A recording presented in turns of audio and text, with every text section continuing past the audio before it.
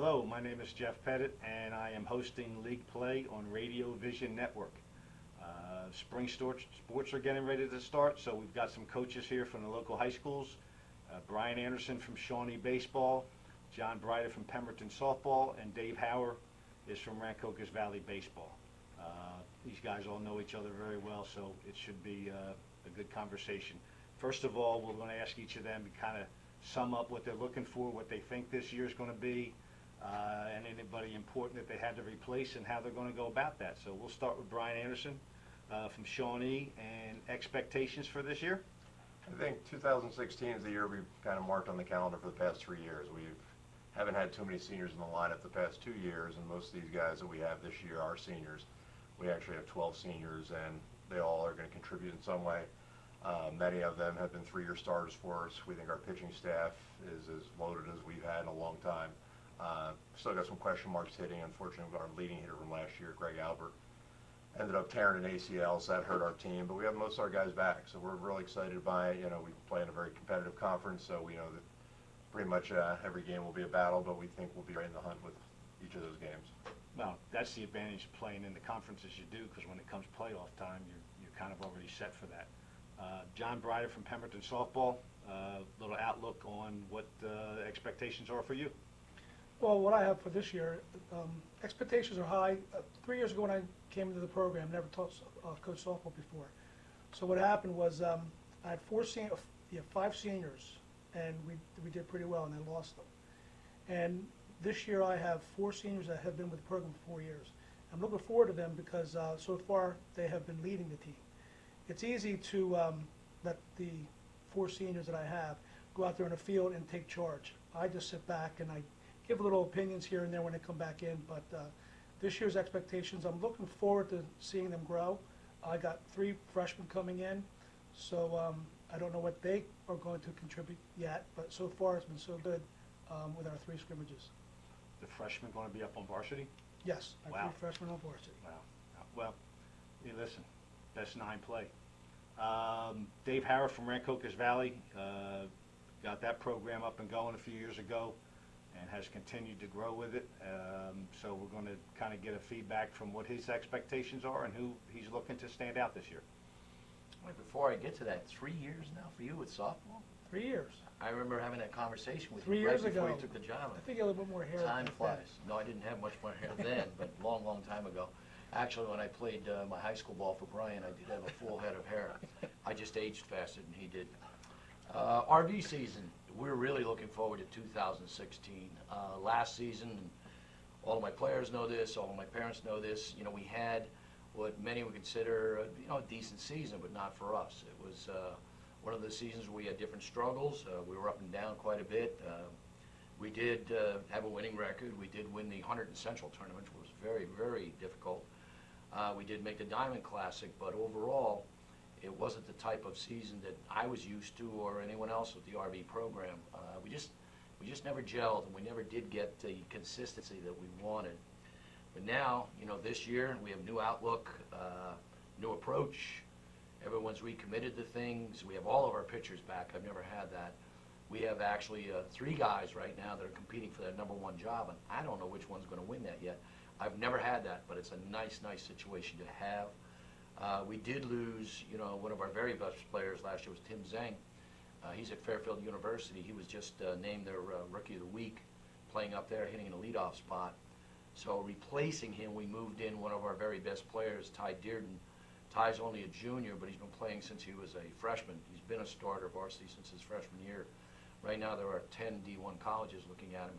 In fact, West Virginia and Virginia Tech were supposed to come today, but we were rained out. We have a veteran behind the plate in Connor Teshko. Connor's been a varsity starter for 2+ years now. We're looking forward to leadership from him. The pitchers that I did mention to you, we have General Lee, that's Jeff Lee, Matt Kelty, both seniors, and then we have a junior, Trevor Perks, and all 3 are competing for that #1 job. Center fielder, we have one of the, I believe, one of the fastest guys in South Jersey, Quan Jones. He's another starter, 2+ years, doing a great job for us out there. If it's in the air, he usually gets it. And if it does get to the ground, then I know it couldn't have been caught. We have another returning player at second base with Colin Pollard. He'll be a junior. Overall, we're just looking at moving forward. Very, very happy with what the preseason has been like so far. We're still trying to get that defense together, and as Brian said, it's still early for the hitters, but I've seen a lot of really, really good things happening, and we're excited over there in RV land to try and make things happen. Some of the things that came up were the Division I prospects, and that's something that is very far and few between. We'll go to Brian. How many in a year, how many would you say legitimately Division I prospects would you have on a team? Well, in a year, much to, I think, shock of a lot of people, you really don't get more than usually one or two a year.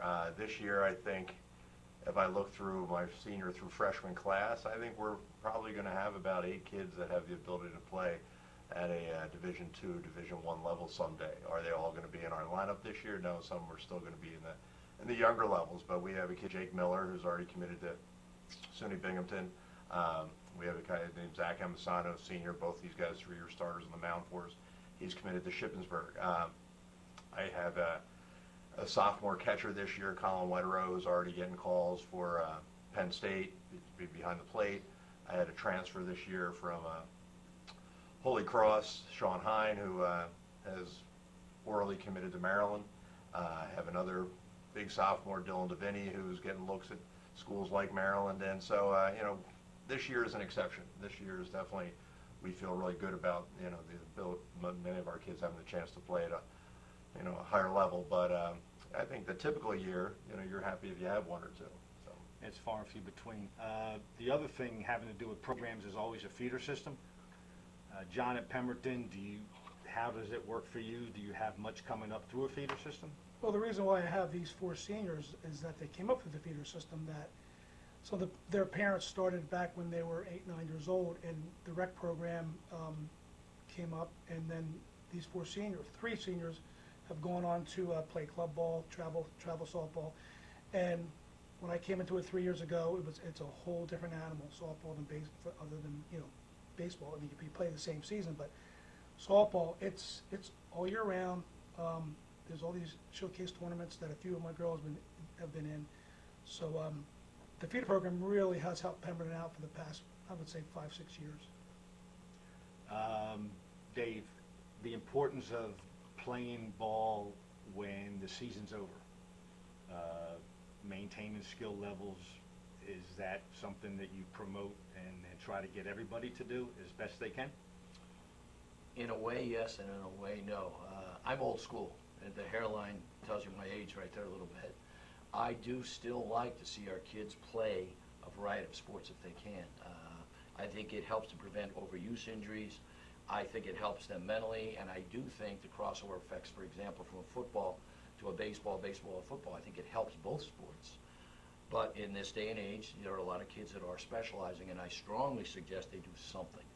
In this day and age, again, so many kids are going home and playing video games, they're doing this, they're doing that, and I know gentlemen with me here, they're probably seeing the same thing. I don't see kids being as physical anymore, simply because of the fact they have so many other distractions that are out there. And I'm sure if we had those, I go back to the days we still had 3 TV stations and it was in black and white, we would have done the same things. We had all these different neat things to play with. But because of that, I think that a lot of our kids are not as physically prepared as they could be. And I would like to see them more as far as getting more athletic. And that's one of the things that I stress with my guys. Let's get more athletic in the off season. Don't worry about playing as many games. Let's work on specific skills and becoming a better athlete, and that's going to carry over into the next season. And that's true. Doing hitting lessons, it's very frequent that you see the skill levels and the strength levels. They just don't have them. The problem is, I think that these kids try to do things in place of, and if you're going to get better, it has to be in addition to, and a lot of times they don't get that. John, for you, what's the biggest difference between baseball and softball for you? Ball, it's a little bigger, but other than that, it's dealing with high school kids, they're girls, boys. The girls, they're a little bit different. Thank goodness I have an assistant varsity coach who's a female, and she has taught me the ways to deal with some of these girls, and it's fun. It's much different. I have a teenage daughter at home, but she's mine, and I see her all the time. But when I have these teenagers on the field, these girls, it's fun. The biggest difference is the field, smaller, coaching's the same, but the one thing I have trouble with is pitching. Because in softball, if you have a pitcher and the dominating pitcher, They can then go all day. that's it. So we have 3 pitchers who throw strikes. So we have to rely on throwing strikes, giving up some runs, but not the extra ones. And we have to rely on scoring runs. All right, we are going to take a break, and we'll be back with you shortly. Extra Innings is the nation's premier indoor baseball and softball training center, featuring indoor batting cages, 7 multi-use tunnels, and training rooms. Extra Innings can provide professional instruction, private and group lessons, and the best year-round clinics. Along with a nationally recognized pro shop that features the latest and widest selection of equipment and apparel, our experienced staff can provide you with the right instruction and help you find the best equipment for your ability and budget. Extra Innings, where the game never ends. When it comes to injuries, they're not all created equal. that's why at Performance Spine and Sports Medicine, Our team of doctors will coordinate and customize your care, to provide the best treatment options using the area's most advanced medical technology all with one goal in mind. to get you back in the game, We call life pain-free, drug-free. surgery-free. That's what we do here at Performance Spine and Sports Medicine. Get better faster. Stay better longer. When it's time for Jersey Mike's to make a really great sub, this is what we do. It's what we've been doing. It's what we've always done. It's what we'll always do. So what are you doing? Jersey Mike's. Be a sub above. Today's show has been sponsored by Farmers Insurance in Voorhees, New Jersey. To protect your assets and the people you love, call Mike Skoranek, your local Farmers Insurance agent, at 856-336-2553. We are farmers. Bum, ba-dum, bum, bum, bum, bum. Welcome back to League Play on Radio Vision Network. We are with the coaches from local teams to discuss the upcoming season and a variety of things. One of the things that is always of issue is who gets to play, how do you decide, and how do you deal with the level of competition in the starting role versus a backup role. And I know a lot of times there's heat given and pressure put on, but how do you deal with making them understand it's just the best 9 that are going to play? We'll start with Brian.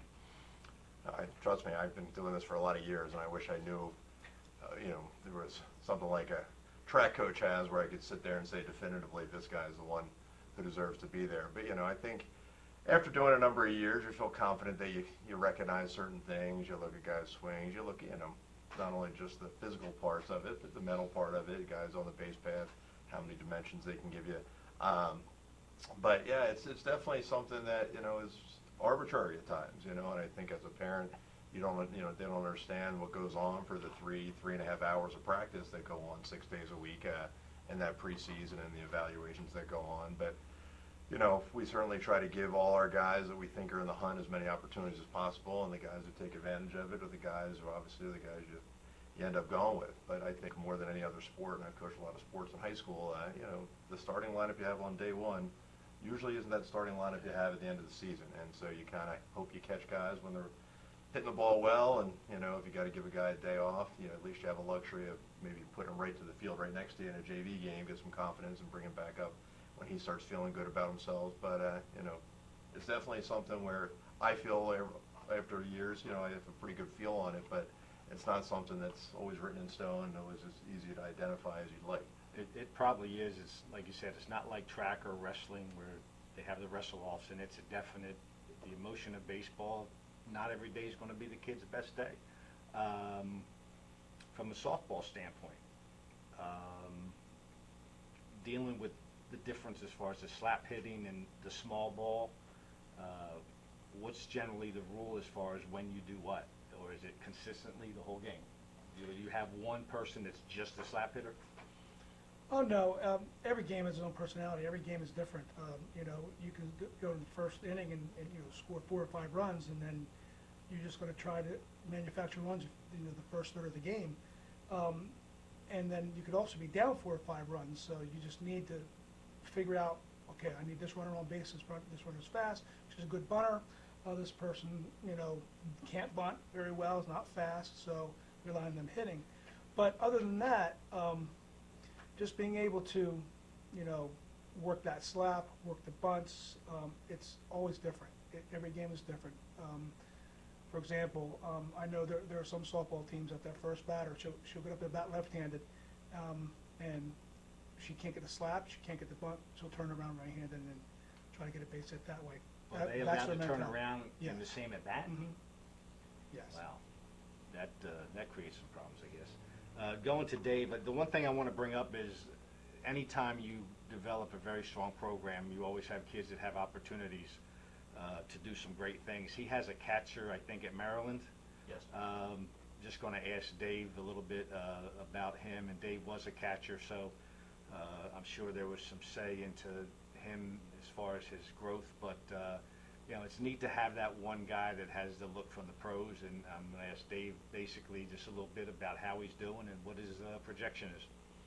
It was a lot of years ago that I caught, and I just played it off the screen because that was easier on your hands. But Nick Sierra, he was our catcher. In fact, Nick was a starter every game from a freshman right through his senior year. Sorry, Brian, you can ask me about that. But Nick, he was an excellent player. He started out as an outfielder, made all-conference, went to third base, made all-conference, and then made it as a catcher. Now, he mainly went to catcher because that was where Maryland, he'd already committed, saw him playing.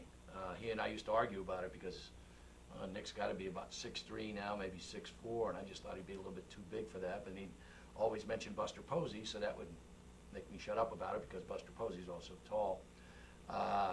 He's at Maryland right now. He's also catching and playing DH. He was preseason ranked in the top 10 prospects for the Big Ten.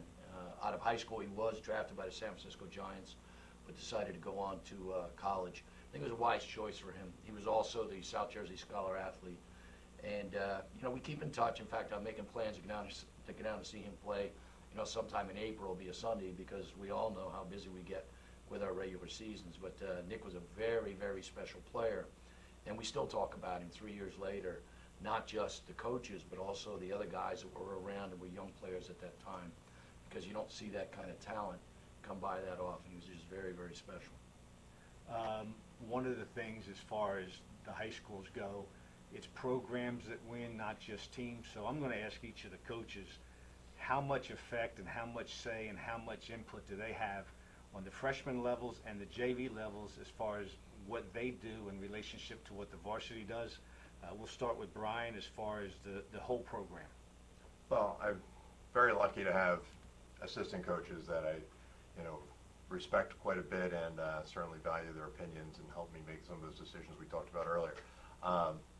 But as the head of the program, you certainly want to make sure that you're tuning in with everything. In the preseason, it's a lot easier. In the first, you know, week, even second week, we'll do a lot of things where we kind of do a lot of stuff to kind of, not only do I want my younger kids learning from the older kids, so we'll do drills and see, you know, how they, you know, compete against each other. But eventually, once the season gets started, it's tough to kind of keep things on. So then I have to rely more on my freshman coach, Mike Sparra, my JV coach, Brian Bolin, and I have Tim Welsh, who helps me with the varsity, and I got a lot of guys who are great volunteers as well. But you know, they all do their part, and you know, sometimes I'll ask a varsity guy to go down and help with a JV practice or a freshman practice and get some eyes on there. But I'm very lucky that my coaches, you know, certainly don't try to hide anybody. They always realize, you know, the program and the varsity is the #1, and they're always trying to push guys up and advocate for those guys moving up. And you know, but I do think it's nice when you have a school that's got as many great athletes as we do at Shawnee, to have these younger kids have somebody to look up to and learn how to do it correctly. Well, it's important,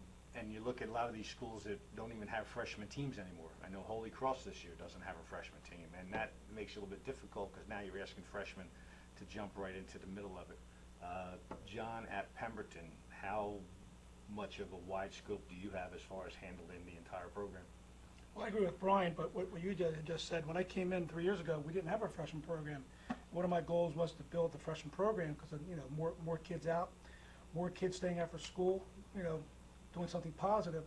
So at first, my first year, 3 years ago, we had 17 girls came out for a freshman team.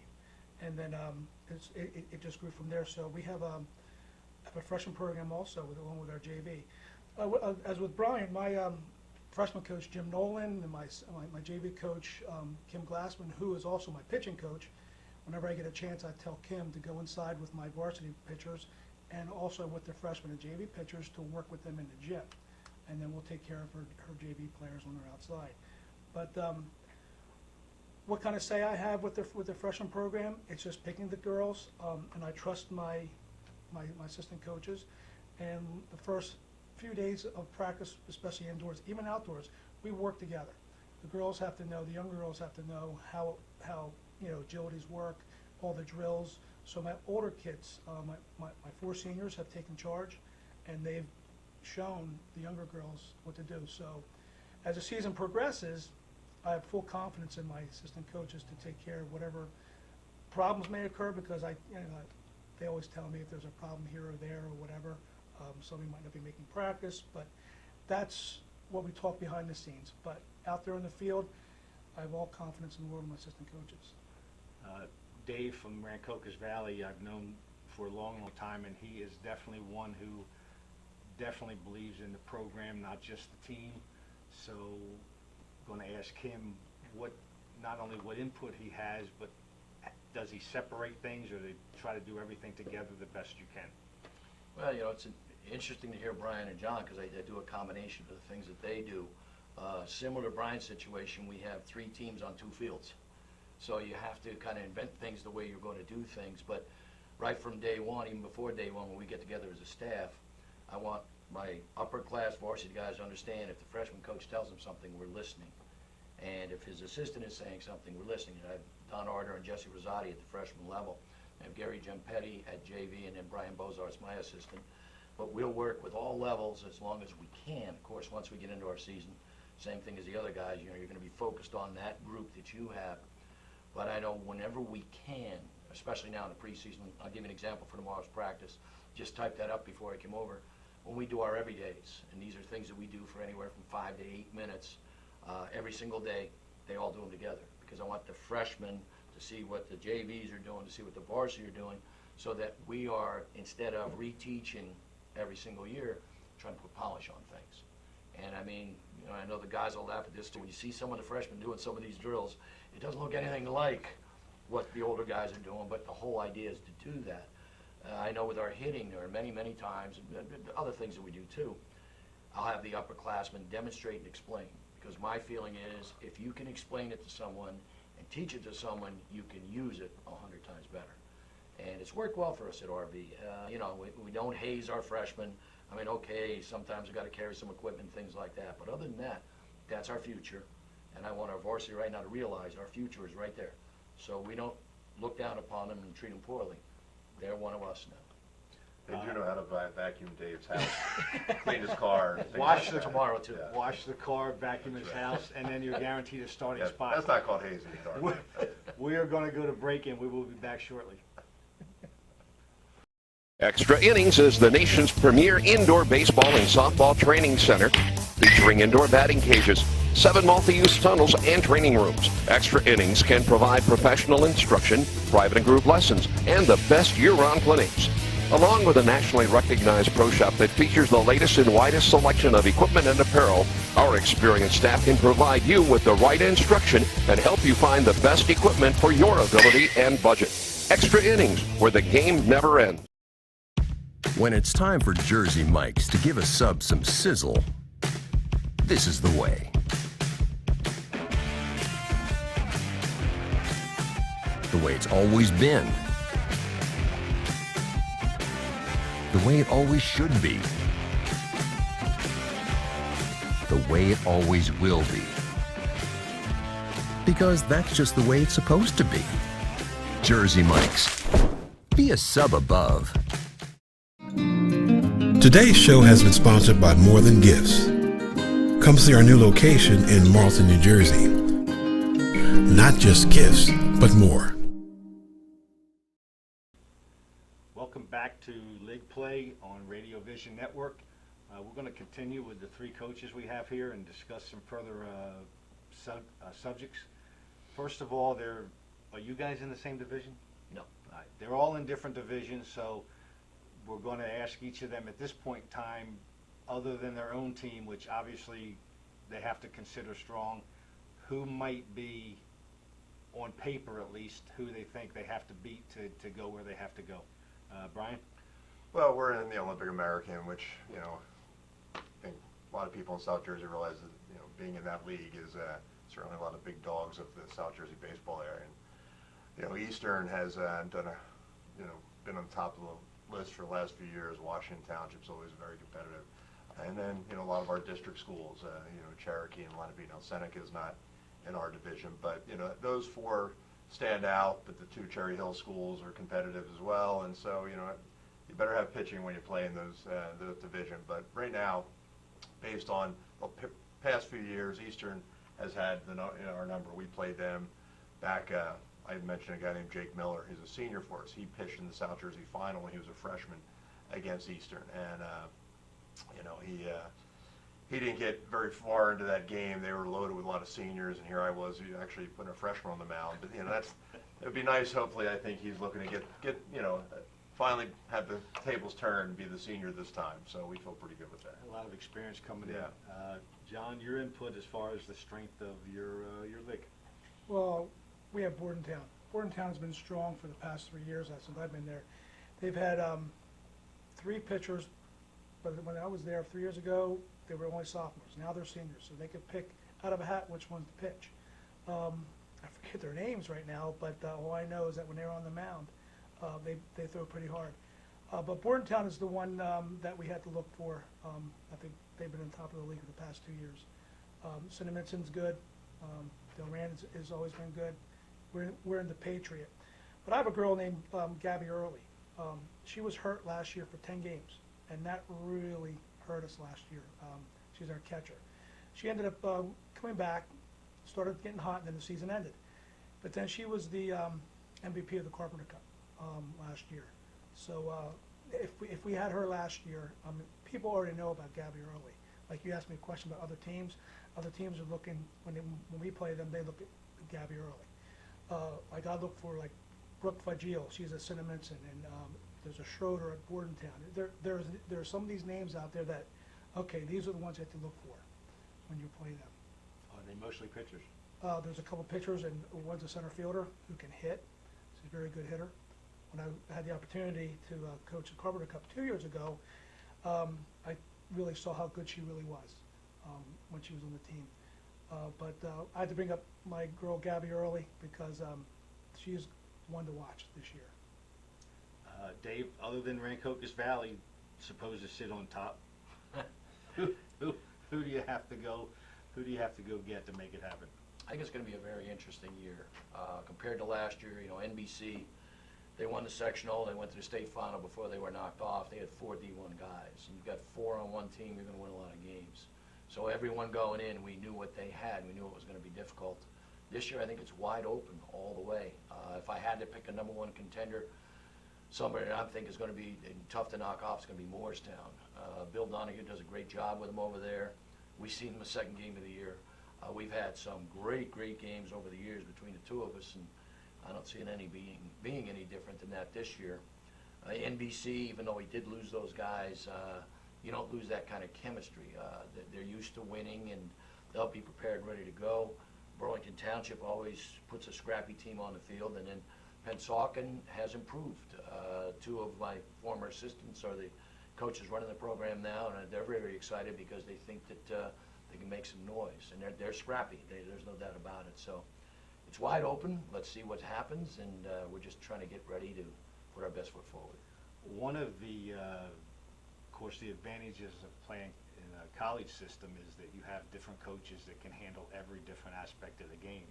You don't have that in high school with the budgets and paying. So, Brian, to you, how do you handle a specific, from pitching to fielding? Do you have anybody that works specifically with position by position? Yeah, we do. I think everybody has their guys who they go for pitching coaches this year. Tim Welsh and volunteer coach, Keith Boswick, whose son actually played for me and now is a senior at Lehigh, and done great things for Lehigh. He played LSU in the Super Regions last year.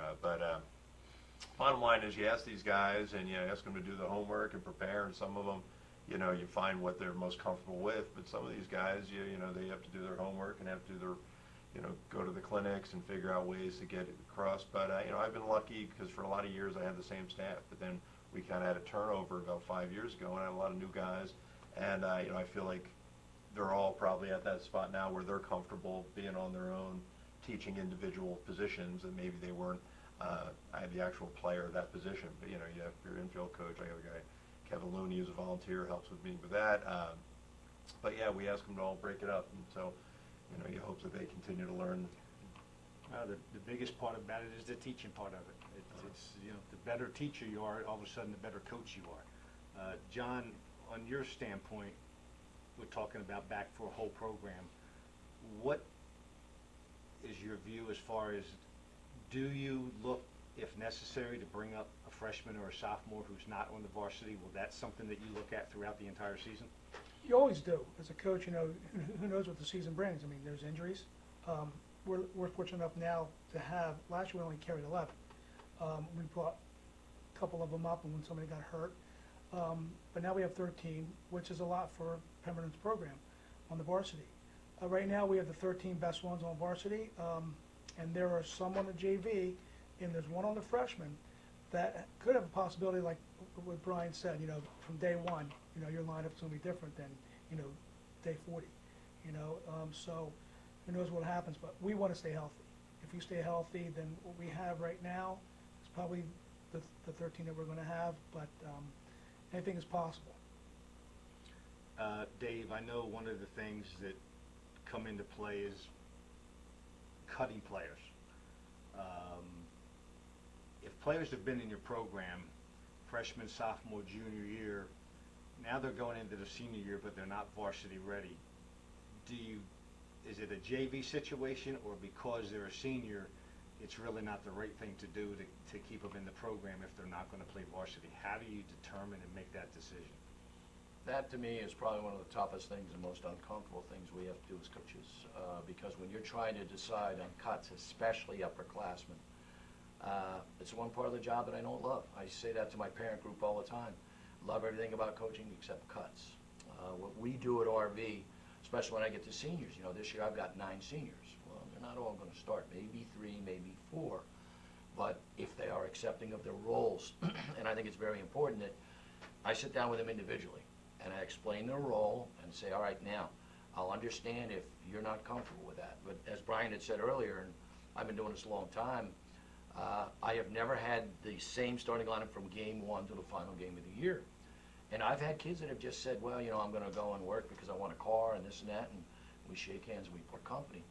I've had other kids that they agree to their role within a couple of weeks in, they're still not liking what they see, and then they decide that they're going to leave. And I do ask at that time because, all of us, we're building young men and young women, not just baseball and softball players. I want them to do it like a man.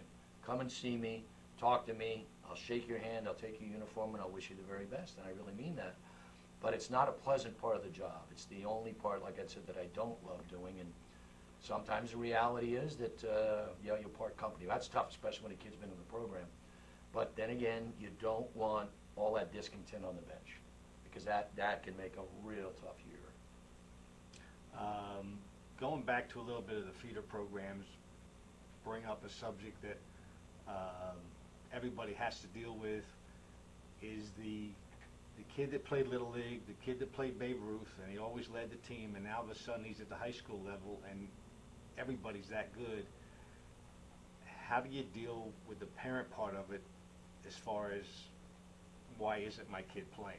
I mean, is there a standard on an explanation, or you just have to go by what you feel and explain it? Well, I think the fact that all 3 of us kind of started coaching relatively at the same time, we've seen so many changes, and there's so many more opportunities and so many more club teams. So now you realize that it doesn't necessarily funnel down like it was. I have my own kids who try out for travel teams, and they're trying out with, let's say, 25 kids are trying out for a 4th grade travel team. And then freshman year, you're having 30 kids try out for your freshman. And you say, well, shouldn't it be working down by that time the way it used to? But now there's so many club teams out there, and there's A teams, B teams, C teams, that I think that's the challenge right now, is that if you want to play, you can find somewhere to play, which is great as a parent. But as a high school coach, I think you deal with a lot of parents that are like, well, my son has had these opportunities and he's always had this, and now all of a sudden you're saying he could actually be cut or things like that. And that's the big change I've noticed in the past 10 years, is that you really, usually it had worked its way down, and it really isn't, which is, again, a benefit, but also You have to deal with Yeah. that. And that's true. I guess when we all played, it was one town, one travel team. You stayed together all the way up, and then that was basically your high school team, maybe a couple kids from other towns. So you have, 18 to 20 kids going out for the freshman team. How many go out for the freshman team at Shawnee? Yeah, we had about 33 kids go out this year. So again, I don't want to change it. I'm thrilled that we had that many guys, but it's tough. And I think one thing parents have to realize is, as much as you want to give a honest tryout, you got to figure out ways to get your son in front of a head coach other than those 3 days or 4 days of a tryout, because it's just hard to do that. Well, I think sometimes too, I think the kids are a little bit shy about that. Maybe some of it's forced on the parents. And listen, maybe they don't want to be there, but they were this good in Little League, and they just think it's automatically going to be a natural step up. How many freshmen you usually get out? Well, this year we had over 35. Wow. And when we scrimmaged Shawnee, Brian and I both talked about that. And that's tough because, well, we kept 18. So, half of them are gone. Now, what percentage of those that get cut as freshmen will come back and try again as sophomore? Very few. Yeah. From what I've seen in the past, and we will give them an evaluation. We'll tell them, look, we think you need to work on this, you need to work on that. And for many kids, especially freshmen, it's the first time ever they've been cut. It's very, very emotional time for them. In fact, I even suggested to them, why don't you think about this and then get back to us tomorrow, email or whatever, if you don't want to talk to us personally. But very, very small percentage. I even had one young man, and I shook his hand, and when I had to make the cut 3 years in a row, he was a senior this year, he tried out. And I just said, kid, you got guts. I mean, really, he's trying and trying. He just did not have the ability. You got to give him credit.